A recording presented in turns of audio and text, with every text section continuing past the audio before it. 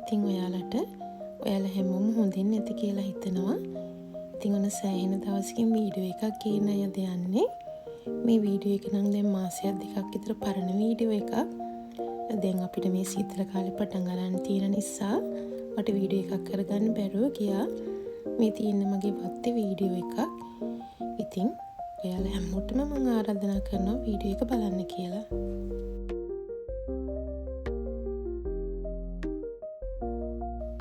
Autumn එක පටන් ගත්තම කාලේ වගේ තමයි මම මේ වීඩියෝ එක කරේ. ඒ කියන්නේ ඔක්තෝබර් මාසේ මුල වගේ. ඔයාලට පේනවා ඇති මේ වැලේ එහෙම කොළ සම්පූර්ණයෙන්ම කහ පාට වෙලා තියෙන්නේ. ඒ වුණාට මෑ කරල් ටිකක් තිබ්බ නිසා මම ඒක තියාගෙන තිබ්බා. දැන් නම් මේ ඔක්කොම මම සුද්ධ කරලා ඉවරයි.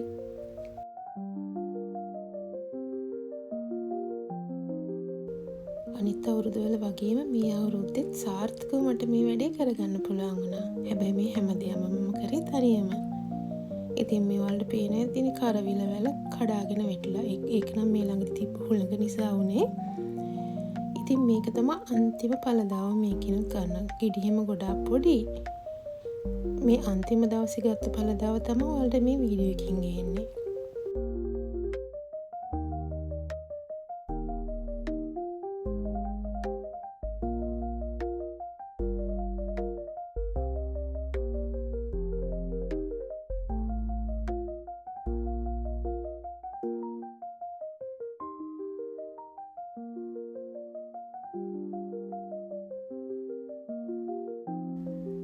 කලින් වතාවල වගේ මේ පාරත් මිරිස් තමා වැඩිපුරම වැවුනේ. ඉතින් ඕටම් එකටත් මිරිස් පැල මැරෙන්නේ නැති නිසා මම හිතන්නේ මේක නොවැම්බර් මාසේ මුල වගේ වෙනකම් මේ පැල ටික තිබ්බා. මුකුත් වෙලා තිබ්බේ නැහැ. ඉතින් කිලෝ ගාණක් විතර පළදාව ගත්තා. යාළුවන්ට දුන්නා. සමහරක් ඒවා වික්කා. නයි මිරිසුත් එහෙමයි. මේ පාර මං නයි මිරිස් පැල ටිකක් වැඩිපුර වැව්වා. ඒවත් ඉතින් ගොඩාක් ආවා මේ පාර. ෆ්‍රීස් කරලා තියෙන්නේ ඕටම් එකේ ඉඳලා ආය අපිට 6 වෙනි මාසේ වගේ වෙනකම් නැහැනේ. ඒ නිසා ඒ කාලෙනකම් ෆ්‍රීස් කරපුවා තමයි පාවිච්චි කරන්නේ.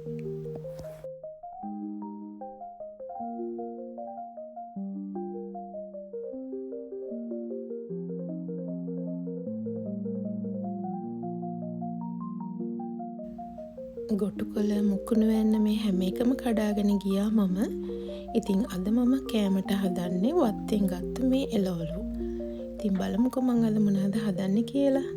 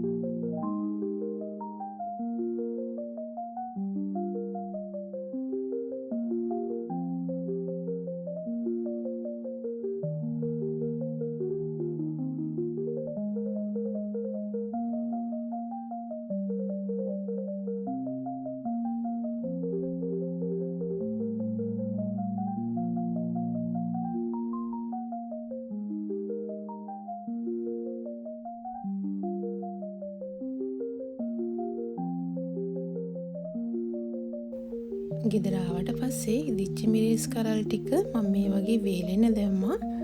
මේකේ මං කෑලි මිරිස් කුඩු හැම එකම හදා ගන්නවා. ගොඩාක් තිබ්බ මං කියවලට මේ පාරේ මිරිස් ගොඩක් තිබ්බ කියලා. ඉතින් මේ ටිකක් වලට පේන්නේ මීට කලිනුත් වේලපුවා ගොඩක් තියෙනවා. ඉතින් මේ වගේ තමයි මම වේලගන්නේ.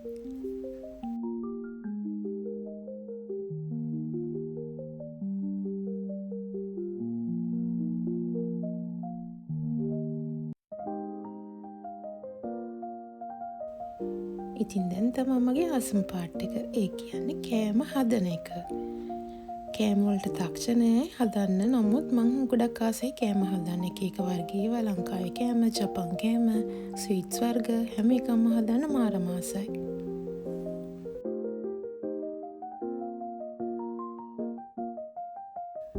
ගිය අවුරුද්දේ ලංකාවට ගිය වෙලාවේ ගත්තු ඕලු හල් තමයි මේ තියෙන්නේ. අන්තිම ටික හැබැයි. ඉතින් මේ ටික අද මම දාලා ඕලු බතක් තමයි හදාගන්නේ.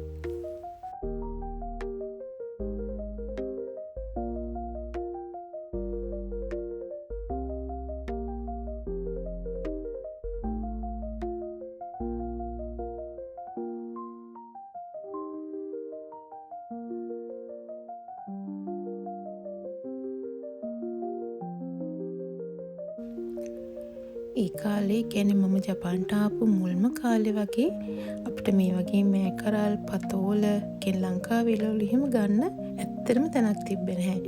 නමුත් දැන් නම් ගොඩාක් ලංකාවේ කට්ටිය වගා කරන්න පටන් ගන්න තියෙනවා ලංකාවේ එළවලු.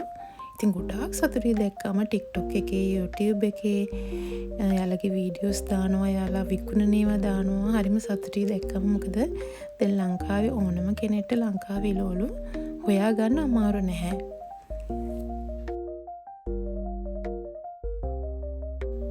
ඒ වගේම තමයි ලංකාවේ හර්බ්ස් කරපිංචා රම්පි වගේ දේවලුත් අපිට දැන් හෝම් සෙන්ටර් වලින් ගන්න පුළුවන්. හැමතැනම නෙමෙයි නමුත් අපිට හෙව්වොත් හොයාගන්න පුළුවන්.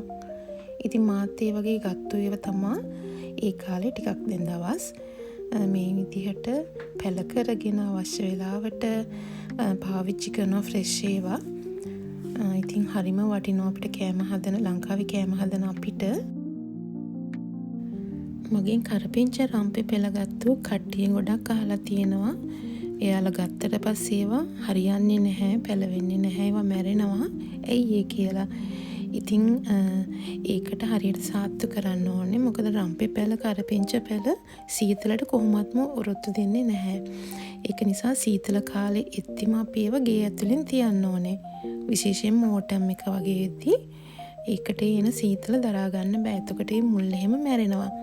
ඉතින් මම නම් කරන්නේ හැම අවුරුද්දෙම ඕටම් එකේදී මේ පැල ඔක්කොම ගේ ඇතුළට ගන්නවා. මම ඉන්නේ ගොඩාක් සීතල පළාතක හොක්කයිඩෝ වල. ඒ නිසා ඒවා කොහොමත් සවුත් වෙනවා එළියෙන් තිබ්බොත්. ආයේ අප්‍රේල් මාසේ මේ මාසේ වගේ වෙනකොට තමයි මේවා එළියට දාන්නේ. ඉතින් මැරෙන්නේ නැතුව තියාගන්න පුළුවන්. ඉතින් හරියට අපි ඒකට මේ සාත්තු කරොත් ඉතින් එළියෙන් තියන්න එපා. ඔයාලත් පුළුවන් නම් හීටරයක් එහෙම නැත්නම් ජනේලයක් ළඟ මේ පැල තියන්න මොකුත් වෙන්නේ නැහැ.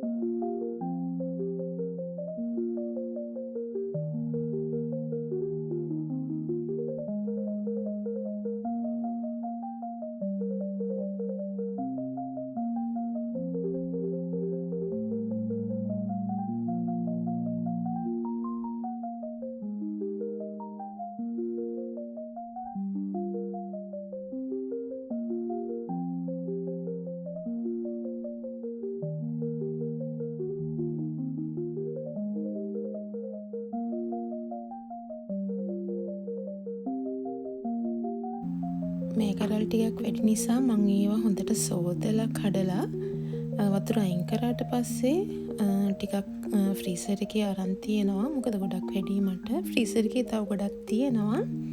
හැබැයි ඉතින් අරන් තියලා තියෙනවා මොකද අපිට අප්‍රේල් මේ වෙනකම් පාවිච්චි කරන්න පුළුවන් නිසා.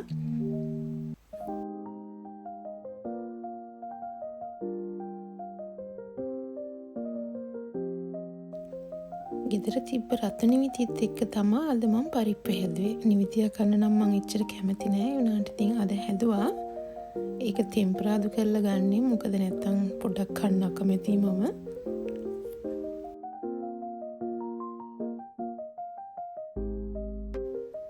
උදේ 9 ඉඳලා රෑ 9 විතර වෙනකම් මම ජොබ් එක කරන නිසා මට ඉතින් හැමදාම යන්න වෙලාවක් හම්බ වෙන්නේ නැහැ.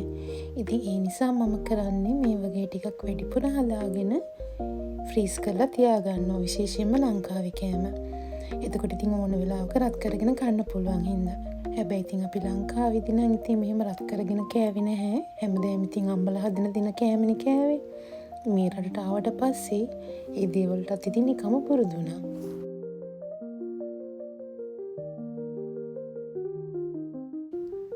ජපානි කෑම ජාති නම් හැබැයි වැඩිපුර හදන්නේ දැන් මගේ දුව. එයාට දැන් උයන්න පුළුවන් නිසා එයා හැම වෙලාවෙම මොනවා හරි හදලා තියෙනවා මම වැඩට ගිහිල්ලා එද්දි.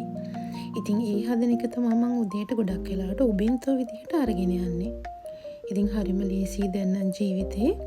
මොකද එයාත් දැන් ලොකුයි. යාට හැමදේම කරන්න පුළුවන්. විශේෂයෙන්ම කෑම හදන එක මට මාර පහසුවක් වුණා.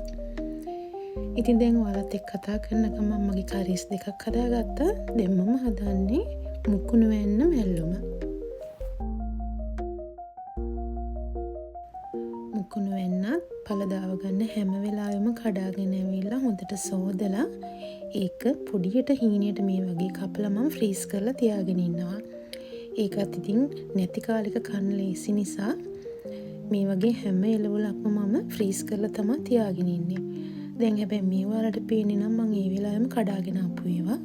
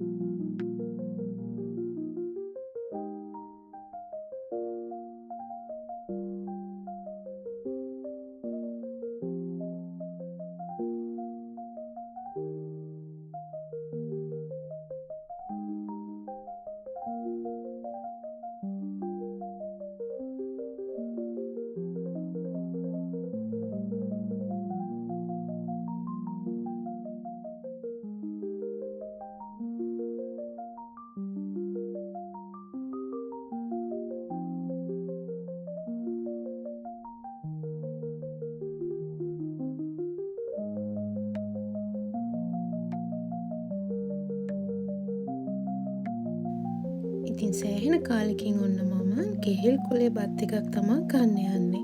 ඉස්සෙල්ලා හදාගත්තු ඌළු බත් එකයි, ඊට පස්සේ හදාගත්තු මෑකරල්, පරිප්පු, එතකොට මුකුණු වෙන්න. මෙතන මං හැදුවේ නැති වුණාට ඊයේ මම හදාගත්ත චිකන් කරි එකක්. ඒකත් මේකට උතා ගන්නවා.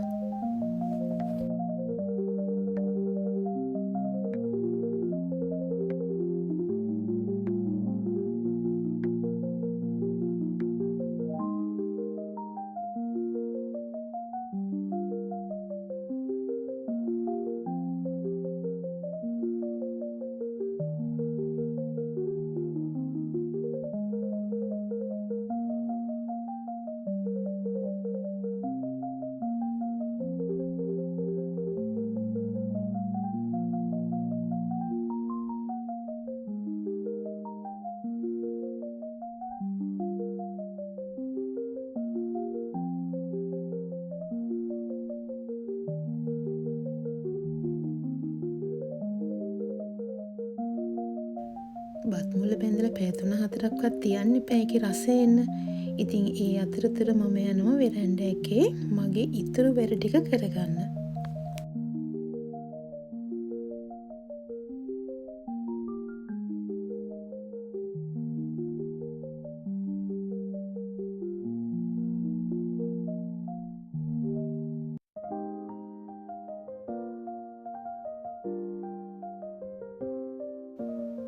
මගේ 7කින් ගලවගෙන ආපු කොටු කොළ පැල ටිකක් තමයි මේ තියෙන්නේ. ඒ ටික මම පැල කරගන්නවා. මොකද ලබන අවුරුද්ද වෙනකොට ආයේ 7කකේ පැල කරන්න පැල ඕන නිසා මේ විදිහට එළියෙන් තිබ්බොත් මැරෙනවනේ. ඒක නිසා මම මේ ටික පැල කරලා ගේ ඇතුලෙන් තමයි තියන්නේ.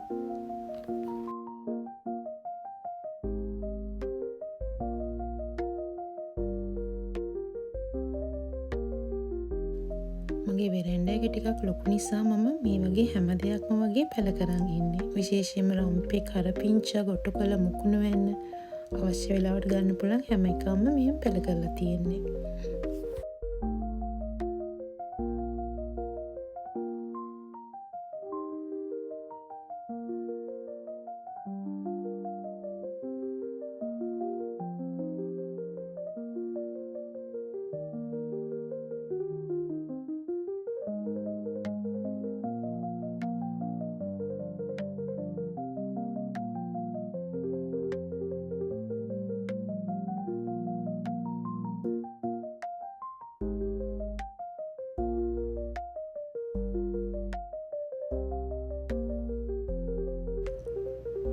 ඉතින් ඔන්න ලාස් පාට් එක. මේ වගේ පපඩන් ටිකකුත් බැදගෙන ඔන්න මන් දැන් මගේ බත් මුල කන්න තමයි යන්නේ.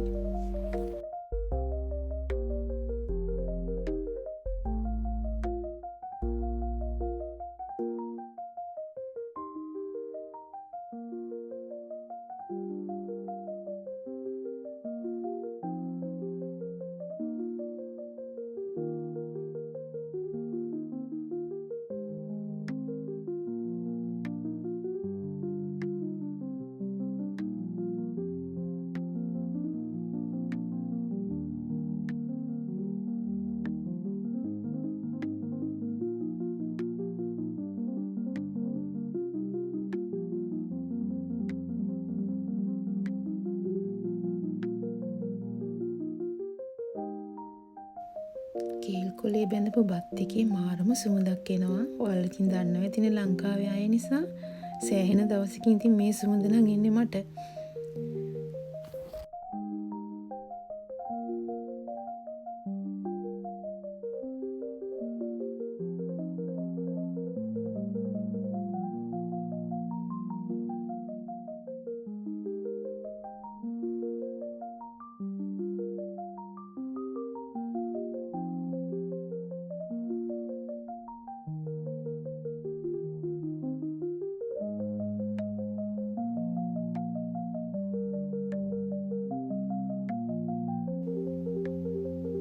ඉතින් මාරම රසයි. මං කාලා බැලුවා. විශේෂයෙන්ම මගේ ගෙදර ගෙවත්තේ හදපු එළවලු වලින් මේක හැදුවේ. ඒක නිසා මාරම රසක් දැනෙනවා.